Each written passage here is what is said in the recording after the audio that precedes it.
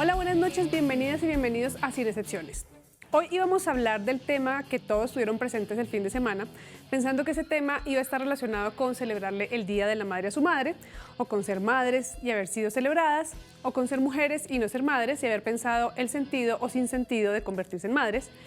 Pero la noticia de un feminicidio cometido en un centro comercial de Bogotá, mientras finalizaba el Día de la Madre, nos hizo cambiar de opinión y en lugar de poder usar este espacio para reflexionar sobre las nuevas maneras en que las mujeres estamos entendiendo la maternidad, vamos a tener que usarlo para reflexionar una vez más sobre la manera en que una relación tóxica puede terminar en un feminicidio y un suicidio que dejan a un niño huérfano, sobre la manera en que las redes sociales reaccionan con morbo, sensacionalismo y humor ante un hecho de violencia que impactó también a quienes fueron testigos de él, sobre cómo el grueso de los medios de comunicación continúan utilizando la expresión crimen pasional para describir lo que legalmente fue tipificado como feminicidio desde el 2015 a través de la ley 1761. No podemos tomarnos este espacio para hablar de nosotras, de lo que descubrimos y redescubrimos con respecto a nuestro rol en la sociedad, porque tenemos que seguir hablando de cómo el machismo, el sexismo y la masculinidad tóxica no nos dan permiso de utilizar el espacio que ocupamos en el mundo como nos dé la gana, sobre cómo aun cuando seguimos el rol que nos fue asignado y decidimos maternar y también trabajar, eso no alcanza para que quien se convierte en padre de nuestro hijo nos permita ser dueñas de nuestra vida o para que las autoridades competentes nos protejan cuando acudimos a pedir ayuda.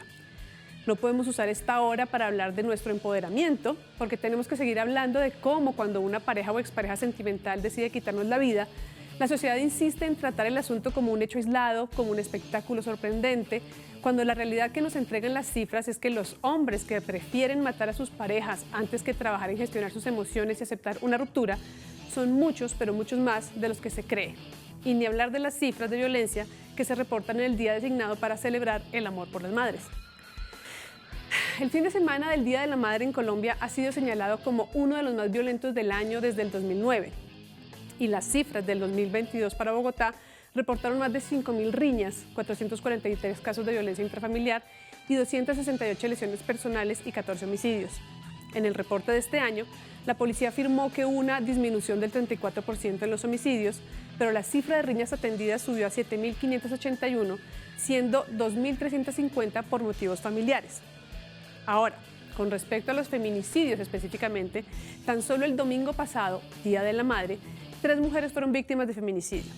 Erika Aponte, de 26 años en Bogotá, Merly Andrea Ringifo, de 33 años en Cómbita, y Gloria del Carmen Rodríguez, de 43 años en Santa Marta. Los 3 presuntos feminicidas eran parejas o exparejas sentimentales de ellas. Según cifras de la Secretaría de la Mujer, en lo que va corrido del 2023 se han registrado 14 feminicidios en Bogotá, y aunque por un lado el número como tal no suena escandaloso, por el otro una sola mujer asesinada por su expareja debería bastar para escandalizarnos, pero además la cifra seguramente corresponde a un subregistro, pues la idea de que matar a una mujer por razón de su género es como matar a cualquier persona, por cualquier razón, hace que muchas veces los feminicidios sean registrados como homicidios, lo cual contribuye a ocultar la magnitud real del problema. Para hablar sobre todo esto, desde diferentes aristas, tenemos 3 invitadas especiales que les voy a presentar al regreso. Ya nos vemos.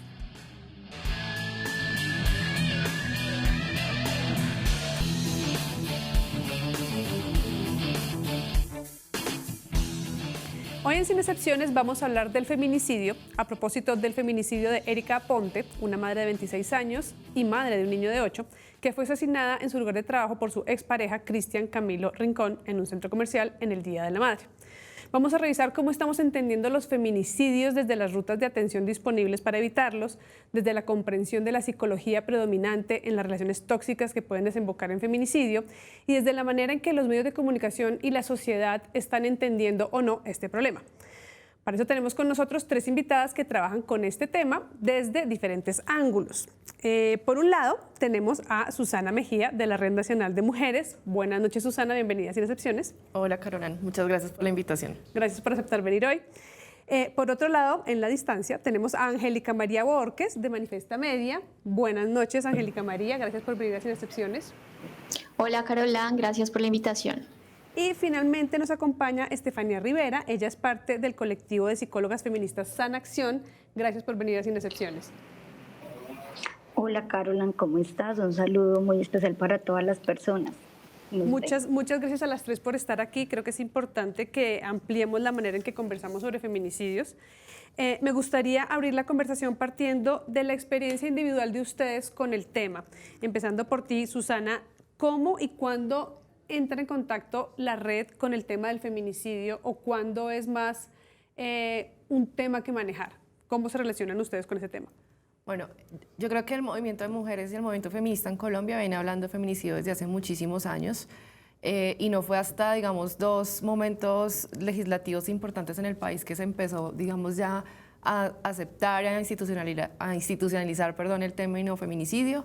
Uno es cuando se aprobó la ley 1257 de 2008, ahí ya empezó, esa ley tiene elementos que permiten entender el feminicidio como un agravante, pero luego en el año 2015 se aprobó la ley Rosalvia Celis, que es la que ya tipifica el feminicidio como un delito. Y desde ese entonces, o sea, los 2 resultados de esos logros legislativos a favor de las mujeres y de la eliminación de las violencias contra las mujeres, pues es resultado del trabajo que viene haciendo el movimiento feminista desde hace muchos años para incidir y para lograr que en la sociedad no solo se acepte, sino que también se trabaje conjuntamente por eliminar las violencias contra las mujeres.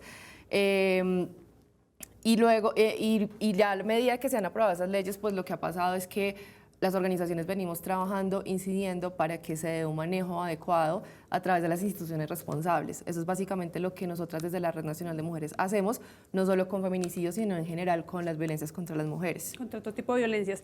Angélica, en Manifiesta Media ustedes han venido haciendo un registro puntual de feminicidios, digamos que un conteo propio. ¿Cuándo decidieron empezar a hacer este conteo y cómo ha funcionado esto de llevar ustedes mismas la cuenta, digamos, de revisar juiciosamente cuántos son y cada cuánto suceden y en dónde suceden? Bueno, Carolan, Manifiesta, para contextualizar un poco a la audiencia, nace a finales de 2020, producto pues de todas las violencias que despertó la pandemia, violencias basadas en género. Desde entonces la apuesta del equipo que nos antecedió a las que estamos ahora, nuevas, era hacer un conteo de feminicidios a partir de registros de medios, sobre todo medios en regiones, medios en territorios, y a partir de allí también sacar como una nota mensual de esos registros, pues que muy juiciosamente se hacían. Empezamos a ver que, o bueno, el equipo de entonces empezó a ver que la audiencia no respondía bien, digamos, a estos temas.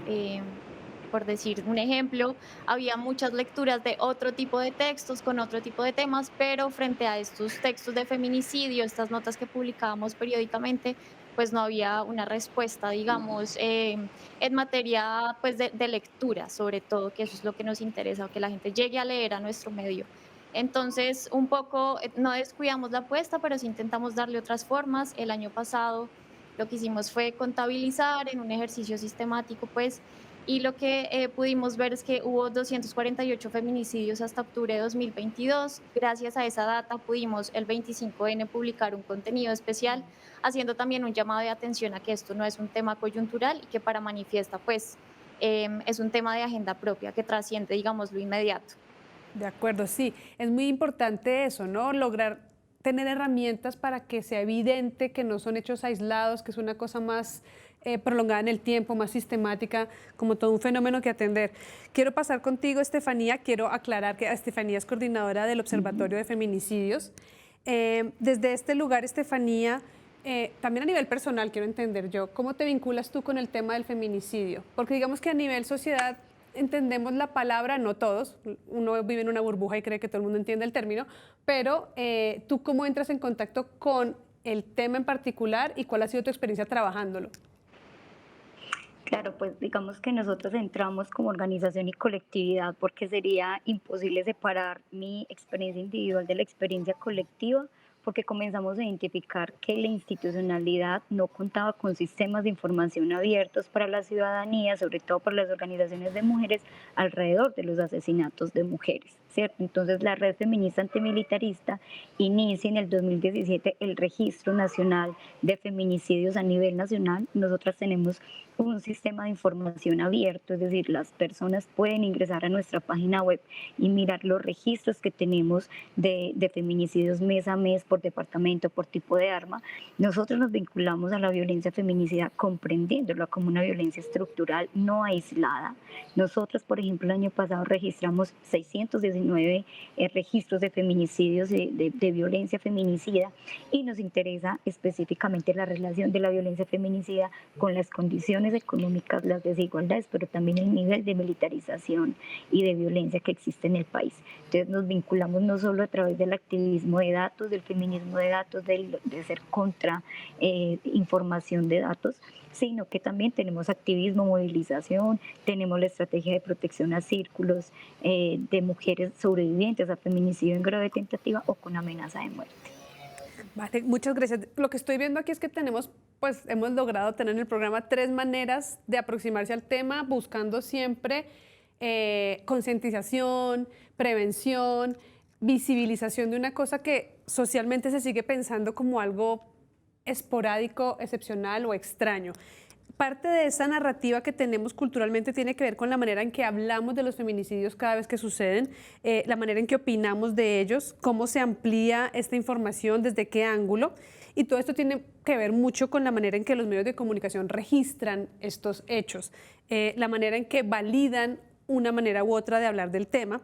Y me gustaría analizar un poquito esto con las 3. Y para arrancar quiero compartir un fragmento de 20 segunditos de un audio de una entrevista que circuló, que se hizo a una mujer que fue testigo del feminicidio de Erika Ponte. Les pido porfa que presten mucha atención porque son solo 20 segunditos para que pillen bien de qué quiero hablar. Y de fondo se escucha como unos gritos, como que la señora sale, estábamos diagonal al Gino's Pizza, tengo entendido que ella trabajaba allí, ella sale y grita, pero la verdad no tengo entendido qué fue lo que gritó. Cuando ella viene corriendo es que vemos al señor con el arma. Bueno, yo dejé en pantalla, en imagen, el pantallazo que compartieron en Caracol. Decía, fue muy duro verla gritar que por favor no la matara, o algo así entrecomillado. Y uno escucha la entrevista y la testigo dice que no se entiende qué gritó ella. Por un lado, ¿qué pertinencia existe de recrear el relato a partir de un testigo, en este caso en particular? ¿Eso en qué suma la situación realmente? Y por otro lado, ¿por qué convertirlo en una narrativa como cinematográfica, como del espectáculo? ¿Cómo estamos entendiendo todavía desde los medios el registro de los feminicidios? ¿Cómo perciben ustedes que sigue siendo este manejo? Y quiero empezar aquí en estudio con Susana. Bueno, yo quiero empezar con una cosa y es un reconocimiento, porque yo trabajo en la red y estoy en el Movimiento de Mujeres hace muchos años. Cuando yo entré a trabajar o empecé, digamos, a este medio, nadie hablaba de feminicidio.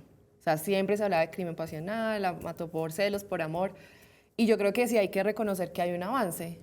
Es decir, ya que los medios de comunicación hablen de feminicidio es un logro bastante importante, y que algunos medios también se preocupen por dar un tratamiento adecuado de los casos, que tengamos un espacio como este, por ejemplo, en un canal público. O sea, yo creo que sí hay un avance. O sea, no podemos como empezar a opinar sobre una base de que no hay nada o de que todos los medios hacen un tratamiento horrible, porque no es así. Sin embargo, con esto que preguntas y también con lo del audio y bueno, y todo lo que se ha visto, la cantidad de información que hay alrededor del caso, y siempre los medios cogen como un caso de feminicidio como emblemático, entre comillas, un poco para hacer ese boom, en donde se hace un boom mediático una semana, luego no vuelve a pasar nada hasta que pasa el siguiente feminicidio. Y yo creo que es una práctica muy constante de los medios de esa necesidad de sensacionalismo y amarillismo en los casos. Pero el problema de eso es que se banaliza un poco qué es el feminicidio, se banaliza un poco, no, mucho, qué es el feminicidio, las razones por las que pasa, y eso no ayuda para nada que la sociedad, porque para la sociedad en general, lo que tú decías, estamos en una burbuja, nos cuesta entender a las personas qué es feminicidio, y pues lo que los medios hacen con esas prácticas tan sensacionalistas es como un poco, no ayudan para nada que la sociedad entienda qué es el feminicidio, y los mensajes se centran más en buscar hechos, bueno, este testimonio de esa señora que yo tampoco entiendo para qué, y además entender que por qué, que cómo hizo, o sea, un poco buscando razones y motivos que terminan revictimizando, a veces buscando cuál es la responsabilidad de la víctima en lo que le pasó. Las personas también obviamente se montan en ese mensaje pues porque los medios son creadores de opinión, y entonces en ese sentido la gente pues también empieza a repetir, a replicar esos mensajes que son bastante peligrosos y que no ayudan a que haya un avance más sustantivo en términos de que la sociedad comprenda qué es un feminicidio y por qué pasa y por qué es tan grave que siga pasando. De acuerdo, Angélica. María, ¿tú cómo lo percibes, sobre todo desde Manifiesta, que ustedes tienen como un trabajo consciente en eso que decías, ¿no? La gente como que no quiere leer del feminicidio asumiéndolo en serio, digamos, como que cuando hay que leer de verdad una cosa más sensata sobre el feminicidio, la gente no quiere consumir ese contenido. La gente, en cambio, consume el contenido sensacionalista. Entonces, ¿cómo ves ahí tú la manera de darle la vuelta a eso?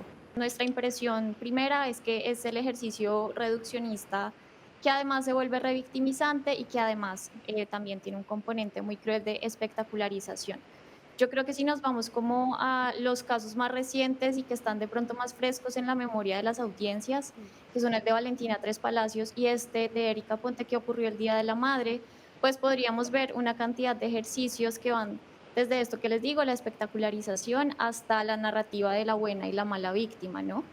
En uno de los titulares que boleteamos un poco en nuestro Instagram en un formato que se llama Notimachismos, lo que vimos que decían de Erika Ponte es que era joven y trabajadora, Sí. que son dos adjetivos pues realmente vacíos, que buscan ponerla en un lugar como, no sé, no sé cómo, que pretenden al calificarla así, pero que en realidad pues no dicen nada, y ahí nos preguntamos si de verdad los medios quieren decir algo de las víctimas de feminicidio y de sus familias, y que ese contenido sea dignificante, pues se tomarían el tiempo. Y ahí siento que el ejercicio del periodismo feminista, pues que también tiene prudencia, y que esa prudencia no está ligada necesariamente ni con la censura ni con salir tarde con la noticia, pues es un ejercicio que debería como extrapolarse a todas las redacciones. De acuerdo. Estefanía, ¿tú cómo has visto ese manejo mediático, no solo en este caso puntual, sino en general? Sí, claro, tenemos varias reflexiones desde la red feminista. El primero es que cuando se comprende que el feminicidio es una violencia de poder, que el hombre quiere expresar en términos sociales el poder que tiene de decidir sobre la vida y la muerte de una mujer, quiere expresar su poderío en términos sociales y públicos, ¿cierto? Si lo quiere evidenciar el poder que tiene, y creo que eso lo ayuda también en términos de cómo muestran los medios de comunicación la violencia feminicida, es decir, la forma en la que se presenta la violencia feminicida en nuestro país ayuda radicalmente y profundamente a avalar la lógica en la que los hombres quieren evidenciar el poder que tienen sobre la vida y sobre la muerte de las mujeres.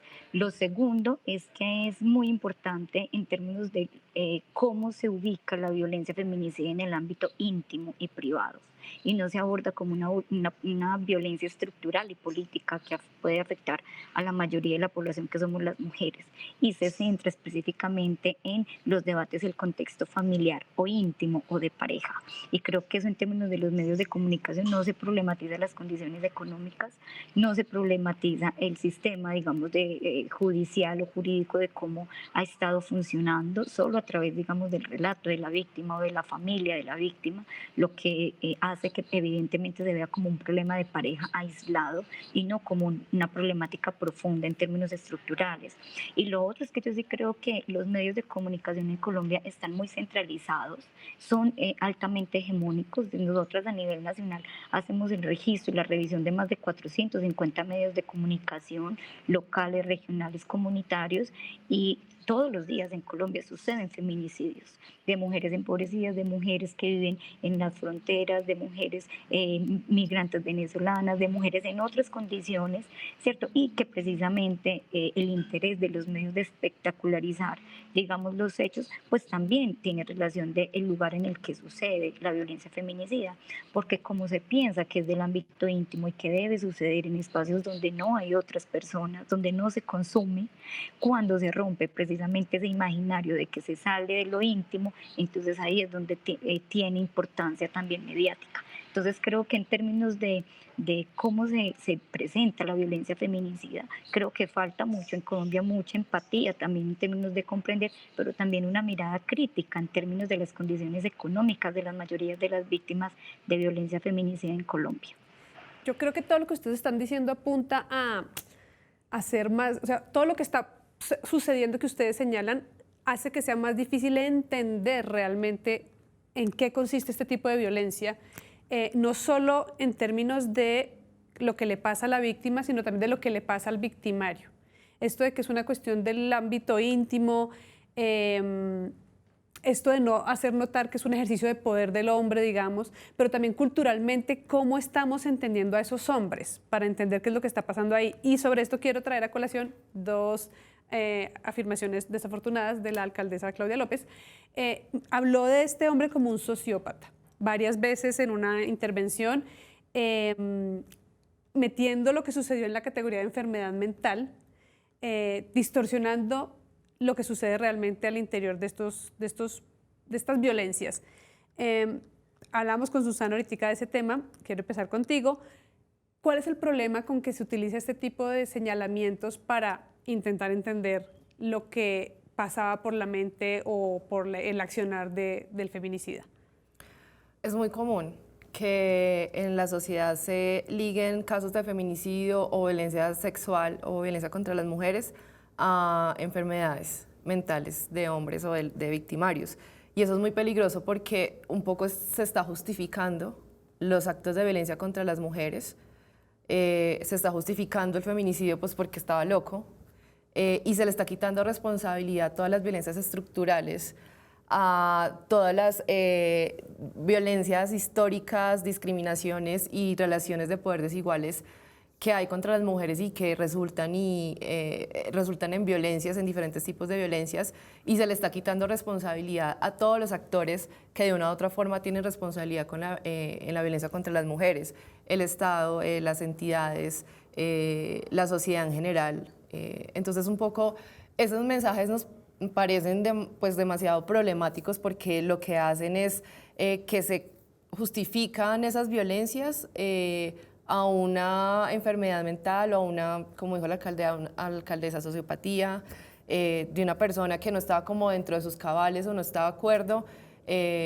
para cometer ese acto y no se tiene en cuenta las violencias que hubo atrás por parte del victimario. Así que es una variación del crimen pasional. Exacto. Esa manera de Es una abordarlo. forma de abordarlo, justificándolo y buscando otros argumentos que no tienen nada que ver con lo que en realidad pasa y con lo que en realidad sí es importante, son esas violencias estructurales que además persisten.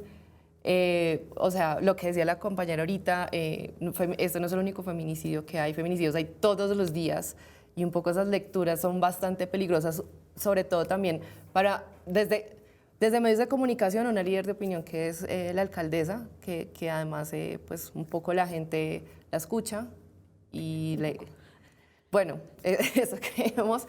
Entonces son bastante problemáticos estos mensajes que se hable así. De acuerdo. Estefanía, desde el observatorio, ¿cómo ven ustedes este tipo de declaraciones públicas de una persona que tiene pues autoridad, en teoría, sobre la materia, que debe, pues lo deseable es que lidere la comprensión real de estos fenómenos? ¿Cómo leen ustedes una declaración como esta?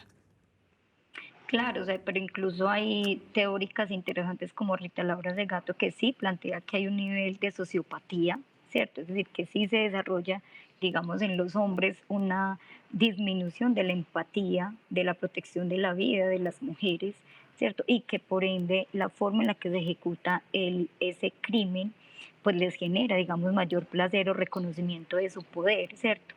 Que dista, digamos, también un poco, digamos, de los diagnósticos un poco, pues, tradicionales de la psicología tradicional, pues, de las enfermedades, digamos, de alguna forma psiquiátrica.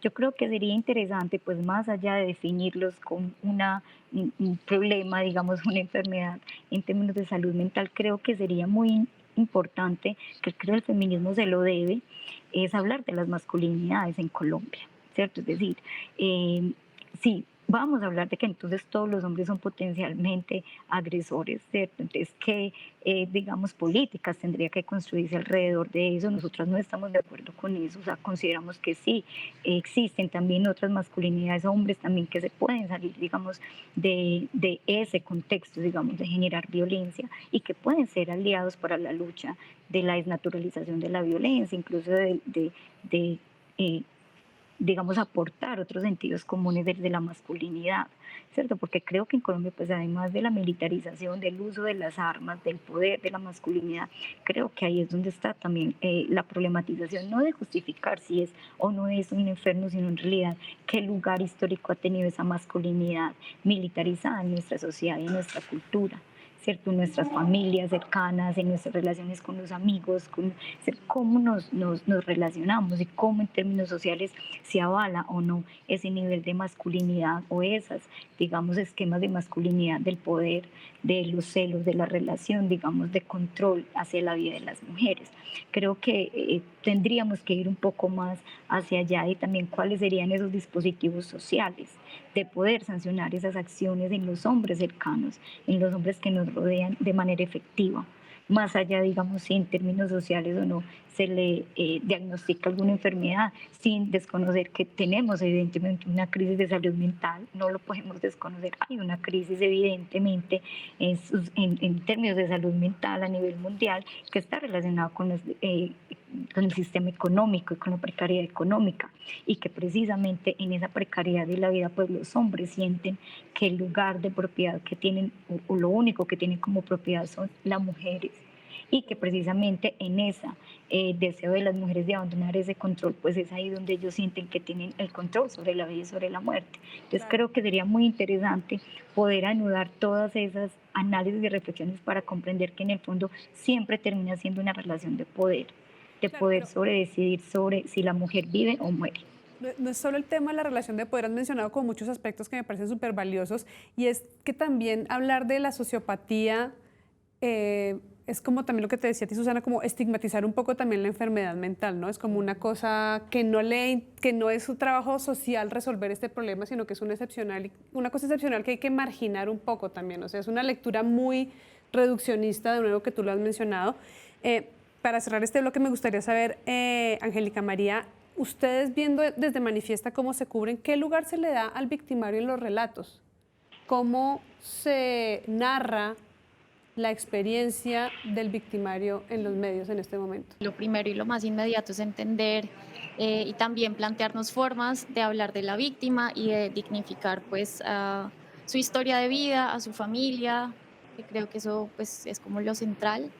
El tema de masculinidad es un tema que tenemos que empezar a abordar más desde los medios feministas, pero pues sí, definitivamente nuestra posición es siempre como pensar en la familia e incluso pensar en sus tiempos de duelo, pensar que pues cualquier contenido que hagamos debe significar pues un apoyo a su proceso de duelo y de reparación, teniendo en cuenta que en este caso pues la posibilidad de justicia es muy limitada. Yo sé que la justicia no se reduce a lo punitivo, pero un hombre un feminicida que luego se quita la vida, pues como que deja un escenario de muchísima desolación en el que no es posible tampoco. Dime, Estefanía, Yo dime. quisiera decir algo sobre cómo presentan los sujetos feminicidas, porque incluso para nosotras en el activismo de datos, por ejemplo, que hacemos desde la recolección de información de los datos, la información de los sujetos casi siempre es nula. O sea, a veces ni siquiera los medios de comunicación pueden relatar en qué trabajaba el sujeto feminicida. Es decir, se centran solo en la víctima y creo que eso también sucede en términos institucionales con los sistemas de información y es que la mayoría de información que se tiene es de las mujeres víctimas y no precisamente a los victimarios y esto lo que hace es que hay una ausencia grande en términos de datos de información en el que la institucionalidad no puede tomar, si quisiera, acciones reales para prevenir la violencia, ¿cierto? Para hacer proyecciones de realidad alrededor de la masculinización, de cómo están, digamos, los antecedentes de los hombres, digamos, que agreden las mujeres. No tenemos sistemas de información que nos brinden datos de los hombres que han cometido alguna acción violenta contra alguna mujer. Y a nosotros nos sucede también eso con los medios de comunicación, es que hay un subregistro gigante que muchas veces los medios de comunicación se enfocan en la víctima, en revictimizar la víctima, pero no se tiene información del sujeto feminicidio. Sí, de acuerdo. Yo creo Y que eso hay un tiene que ver vacío. precisamente, hay un vacío y tiene que ver con la invisibilización del sujeto. Es decir, en realidad en Colombia no sabemos quiénes agreden a las mujeres, quiénes son los agresores. Realmente no podemos tener información real de esta información porque no hay un interés estructural e institucional por saberlo tampoco. Sí, hace parte del mismo problema estructural que estamos mencionando. Es como todo esto de volverlo aislado, exótico, excepcional y no entender que hay una cuestión transversal de masculinidad tóxica, de machismo, de sexismo, de violencia. O sea, el sujeto violento está siendo invisibilizado, ¿no? Y por ahí derecho, pues todo el tema. Ya con esto establecido, quisiera entrar a hablar de las rutas de atención, pero este bloque ya se me acabó. Entonces voy a entrar al siguiente bloque hablando de las rutas de atención. Vamos a un cortecito y ya volvemos.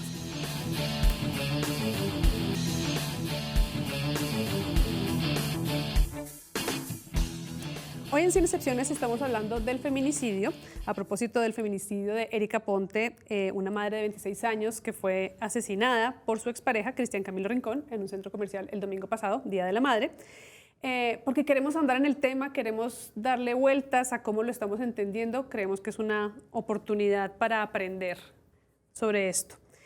Quiero empezar hablando de las rutas de atención, empezando de nuevo por un comentario desafortunado de la alcaldesa Claudia López.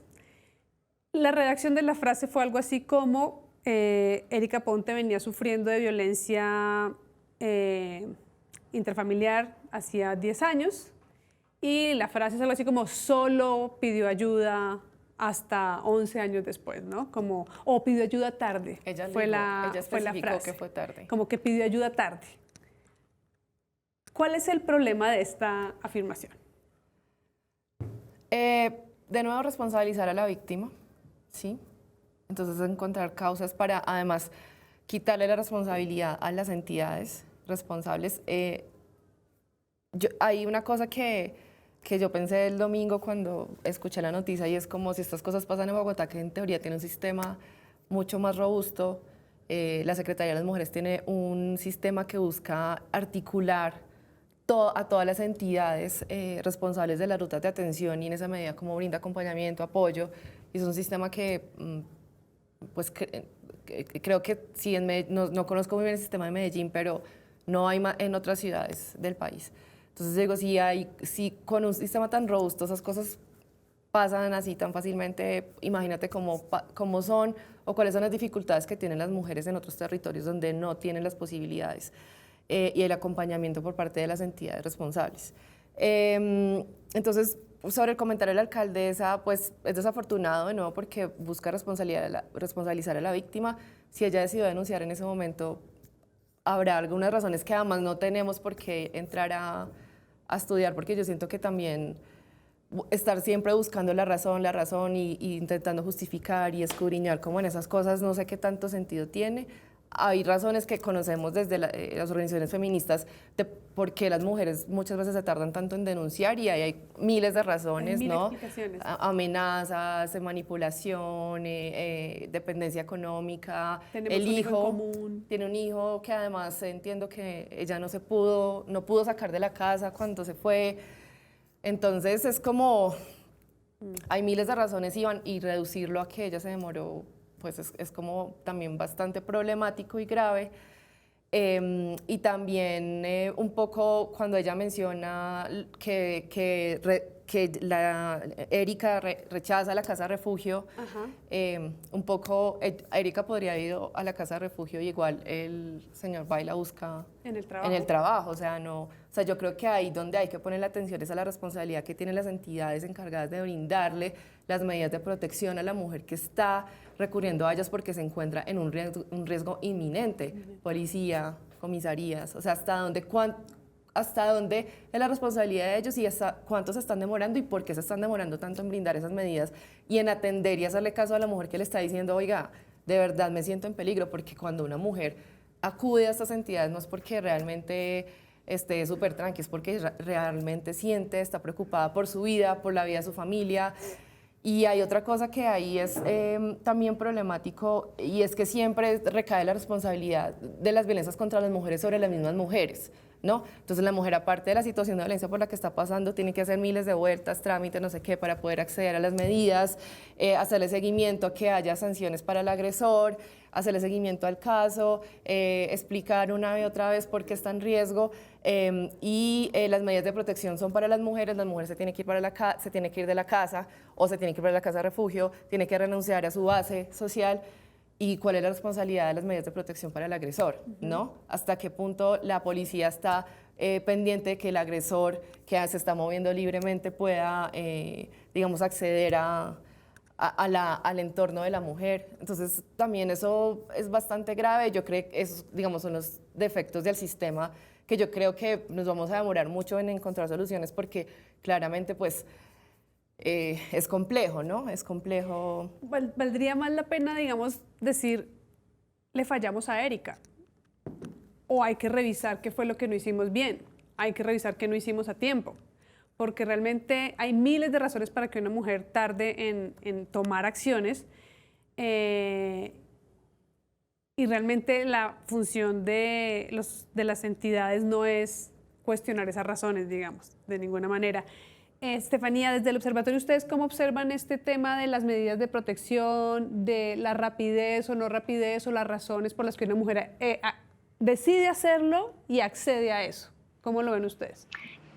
Claro, pues primero que todo, yo creo que como se ha presentado en los últimos, o en este año, digamos, la violencia feminicida puede generar también pánico entre las mujeres, ¿cierto? Denunciar, yo creo que como se presentan las denuncias, nosotras hemos identificado en el observatorio que muchos de los feminicidios se cometen días, hay un corto tiempo, digamos, después de que se hace la denuncia, o incluso la mujer decide irse de su hogar. Nosotras trabajamos para que las mujeres tomen esa primera decisión, ¿cierto? Es decir, cree en tu intuición, ayudar a romper el círculo de la violencia, pero si el Estado hiciera uso de los sistemas de información, de los datos que le proporciona, sabría que tendría que activar una mayor estrategia de protección luego de que una mujer decide denunciar que puede ser víctima de feminicidio.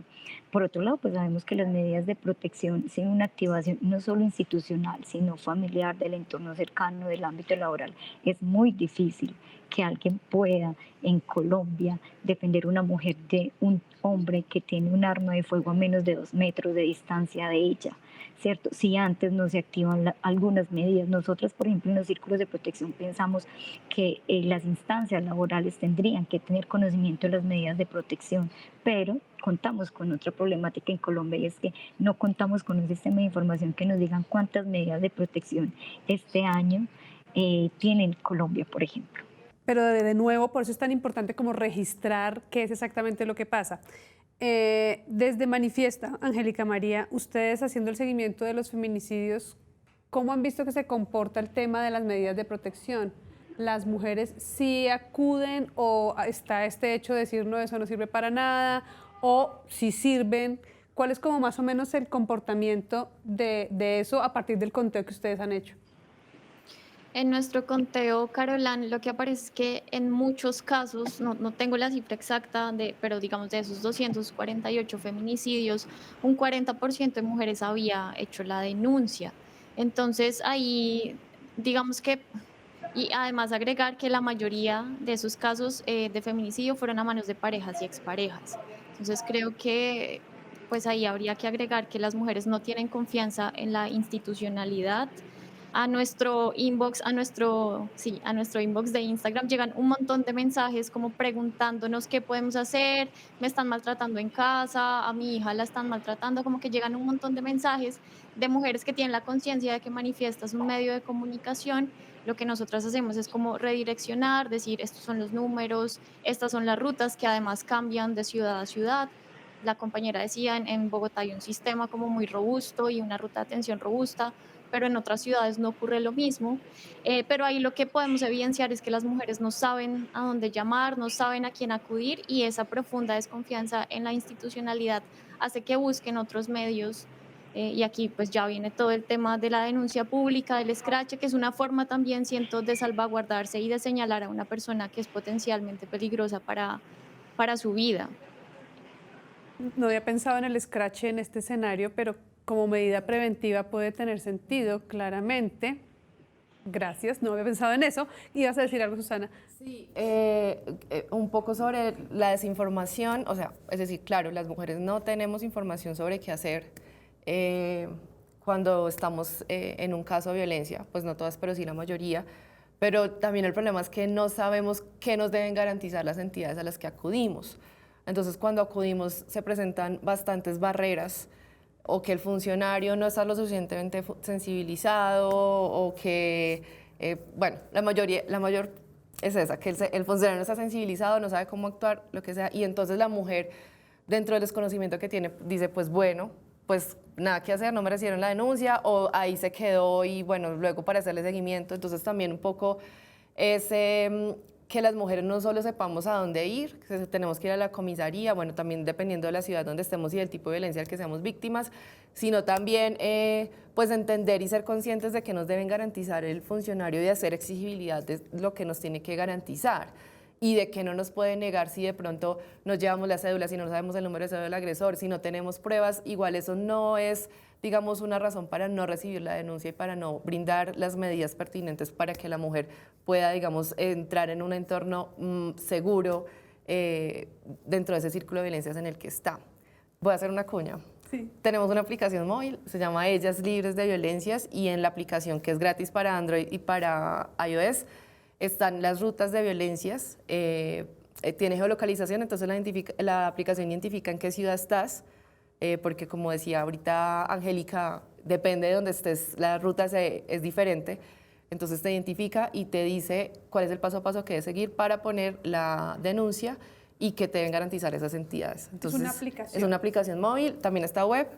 Es gratuita, tiene un botón de pánico, tiene un botón de rastreo en línea, tiene marcación directa a las principales líneas de orientación y de atención del país. Entonces también aprovecho el espacio para invitarles a utilizar la aplicación y otras herramientas que hay para poder no solo apropiarnos de cuáles son los derechos que tenemos, sino tener información, porque uno nunca sabe quién la necesita a nuestro lado. Hay que buscarla como Ellas Libres de Violencia. Ellas. Sí, solo buscar ellas. Sí, el nombre completo es Libres de Violencias, pero es ellas. Ellas, listo, para que la busquen. Entremos entonces a hablar de lo que hay, de las herramientas que existen. Quiero empezar por describir ese sistema robusto. ¿Qué es el sistema robusto que tiene Bogotá? Más allá de cómo esté funcionando, ¿qué es lo que hay disponible y cómo se accede? Bueno, yo no soy experta en el sistema de Bogotá, pero la Secretaría de las Mujeres tiene unas casas de igualdad de oportunidades en cada localidad, o sea, todas las localidades tienen casas de igualdad de oportunidades. Y allá hay duplas que reciben y orientan a mujeres, dan acompañamiento jurídico, psicológico a las mujeres, es decir, la acompañan a activar esa ruta. También está la línea púrpura, donde puede llamar a las mujeres, eso es en Bogotá, ¿no? También hay unas líneas nacionales. Hay una cosa muy importante para tener en cuenta, y es que hay una diferencia importante entre las líneas de atención y las líneas de orientación.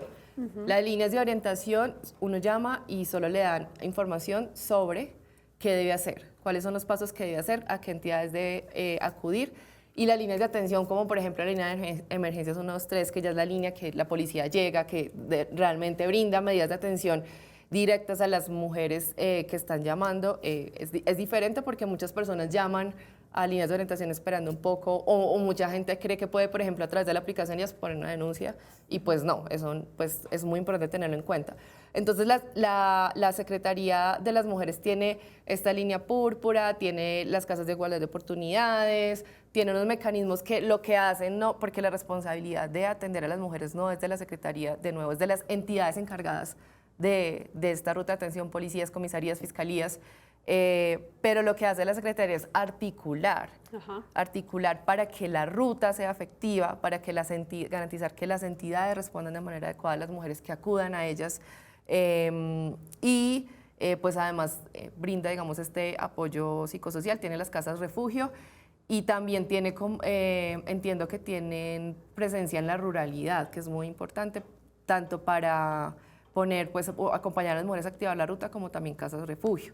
Entonces, yo no soy experta en el sistema de Bogotá, pero sí, obviamente, pues sí sabemos que es un sistema grande, importante, con muchos profesionales, y además ellas lo que han hecho es hacer alianzas con organizaciones de mujeres en Bogotá. O sea, son alianzas en donde nos explican cómo activar o cómo hacer solicitud en caso de que nosotras conozcamos o nos lleguen casos, y como nosotras no atendemos directamente a mujeres, podamos remitirlas directamente a las profesionales encargadas de activar esa ruta. Entonces, más o menos por ahí eso es lo que, hasta donde yo sé, pero de verdad que es un sistema bueno, que seguramente tiene miles de falencias, pero es un buen sistema.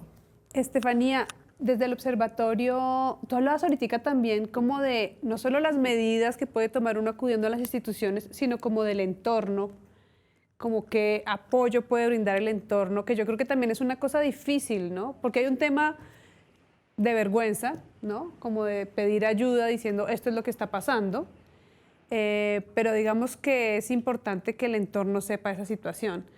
¿Ustedes qué recomiendan hacer con respecto al entorno para que pueda ayudar? Exacto. O sea, nosotros lo que nos hemos encontrado en nuestros años, digamos, de los círculos de protección y acompañamiento es que las mujeres víctimas de violencia pues están en una profunda soledad, es decir, los círculos, las estrategias, digamos, también de los sujetos agresores es aislarlas, es romper cualquier relación con su entorno. Entonces por eso es muy importante reconstruir las redes de apoyo, los entornos familiares, de amigas, de amistad, los entornos laborales. Creo que es fundamental en términos de poder avanzar. Para nosotros los círculos pues han sido una experiencia interesante porque en algunos han funcionado, pero sabemos que en muchos casos ha sido muy difícil poder crear esos círculos de protección, porque creo que con la violencia feminicida, aunque sabemos que el Estado no lo gobernamos las mujeres, ¿cierto? No ha sido construido por mujeres, ¿cierto? No está pensado para proteger la vida de las mujeres, pero creemos que en los entornos también familiares, las feministas tendríamos que construir una profunda empatía, sensibilización con las mujeres de nuestro entorno, no permitir el aislamiento, acompañarles, escucharles, brindarles la ayuda que necesitan en el momento en el que lo soliciten, poder activar, sobre todo en los entornos laborales, es fundamental, porque nosotras también en términos de dónde suceden las violencias, también identificamos en nuestro registro cuando sucede en el ámbito laboral de las mujeres, porque los sujetos tienen todo muy bien mapeado alrededor del control. Entonces creo que fortalecer esas relaciones de amistad profundas, de empatía por la otra, de no dejarla sola en eso que está viviendo y atravesando sola, que es muy difícil en realidad para una mujer afrontarse, no solamente en el entorno que la juzga, que la revictimiza, sino también en una justicia que no sabemos ni siquiera el nivel de impunidad, no sabemos la satisfacción de las mujeres que han tenido acceso a la justicia o a esos sistemas.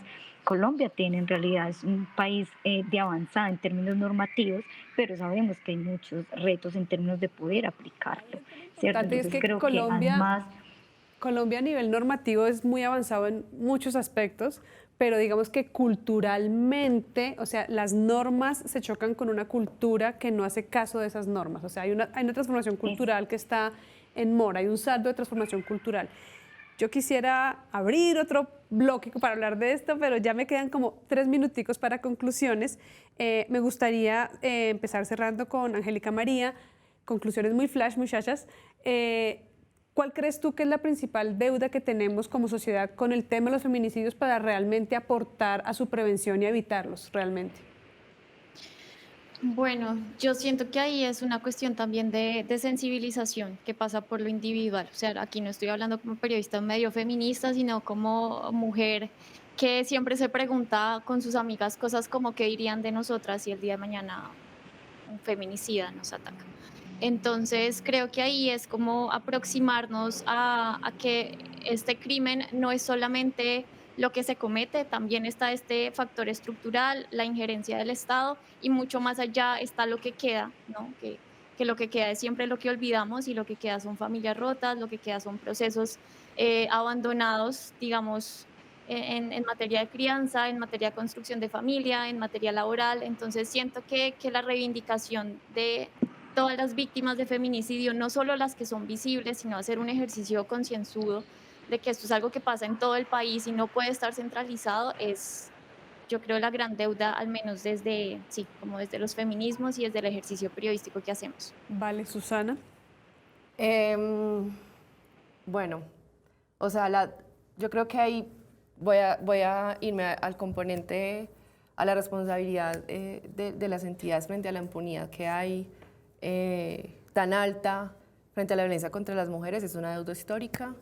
Entonces, un poco disminuir los niveles de impunidad es clave, porque eso también le da un mensaje a la sociedad y también pues un poco pues ayuda a reducir esas cifras que se mantienen o van en un aumento, pero que realmente nunca disminuyen, a pesar de todos esos esfuerzos normativos, institucionales que se quedan en el papel, pero nunca son capaces de aterrizarse a la realidad ni tanto nacional ni territorial.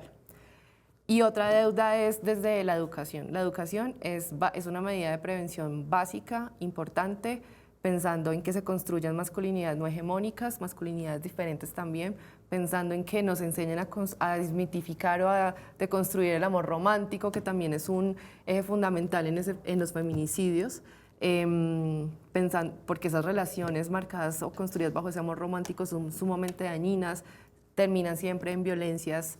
Entonces un poco es que empecemos a construir desde que estamos muy pequeños en colegios y empecemos a pensarnos una educación que realmente busque que hayan relaciones de poder igualitarias entre hombres y mujeres y que un poco intente derrumbar todos esos estereotipos y todas esas patrones culturales que nos han hecho tanto daño históricamente. De acuerdo, el saldo es grande, pero hay muchas iniciativas que están pues, metiéndole el hombro a que se dé el cambio. A ustedes tres les agradezco por haber venido al programa. Es muy valioso poder tener estas conversaciones tan enriquecedoras porque las miradas de todas ustedes son como muy profundas sobre el tema. Muchas gracias por venir. Y a ustedes recuerden que Mesa Capital también tiene podcast. Capital Político analiza semana a semana la vida política de Colombia, Bogotá y el mundo. Busque este y otros podcasts entre las producciones de Capital Sonoro, el área de contenidos sonoros de este sistema. Muchas gracias por estar aquí. Nos vemos dentro de 8 días.